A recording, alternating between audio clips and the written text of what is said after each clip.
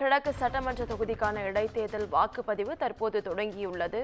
இதுகுறித்த முழு விவரங்களை வழங்க செய்தியாளர் மணிகண்டன் நம்மோடு இணைப்பில் காத்திருக்கிறார். மணிகண்டன், வணக்கம். விவரங்கள்.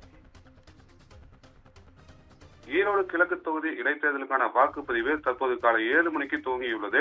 அதற்கு முன்னதாக காலை 5:30 மணிக்கு வாக்குச்சாவடியில் வேட்பாளர்கள் மற்றும் அவர்களது முகவர்கள் முன்னிலையில் மாதிரி வாக்குப்பதிவு நடத்தப்பட்டது. அதனைத் தொடர்ந்து மாதிரி வாக்குப்பதிவுகள் முழுவதும் அகற்றப்பட்டு தற்போது முறையான வாக்குப்பதிவு துவங்கப்பட்டு நடைபெற்று வருகிறது. இந்நிலையில காலை 7 மணிக்கு மாவட்ட ஆட்சியரும் மாவட்ட தேர்தல் அதிகாரியுமான ராஜகோபால் சுங்கரா சம்பத் நகர் அருகில் உள்ள தனியார் பள்ளியில் அமைக்கப்பட்டிருக்கும் வாக்குச்சாவடியில் தனது வாக்கினை செலுத்தி ஜனநாயக கடமையை நிறைவேற்றினார். இதே போல கிழக்கு தொகுதிக்கு உட்பட்ட வாக்காளர்களும் மிகுந்த ஆர்வத்துடன் அவர்களுக்கு உண்டான வாக்குச்சாவடிகளில் வாக்களித்து வருகின்றனர். குறிப்பாக முதியவர்கள் தள்ளாத வயதிலும் தனியாளாக வந்து ஆர்வத்துடன் வாக்களித்து வராங்க. அப்போது வாக்கு செலுத்த வரும் முதியவர்கள், மாற்றுத்திறனாளிகள் உள்ளிட்டோருக்கு தேவையான வசதிகளை வாக்குச்சாவடி மையங்களில் உள்ள அதிகாரிகள் முன்னேற்பாடாக செய்திருந்தனர்.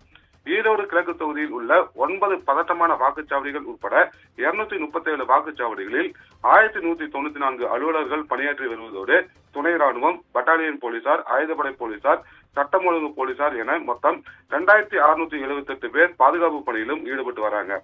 அதன்படி ஈரோடு கிழக்கு தொகுதியில் உள்ள 237 வாக்குச்சாவடிகளிலும் துவங்கியுள்ள வாக்குப்பதிவானது தற்போது வரை அமைதியான முறையில் நடைபெற்று வருகிறது.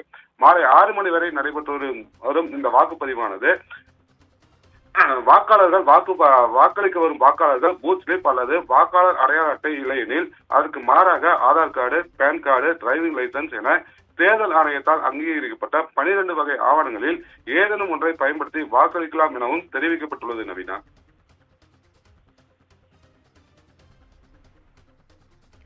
விவரங்களுக்கு நன்றி மணிகண்டன்.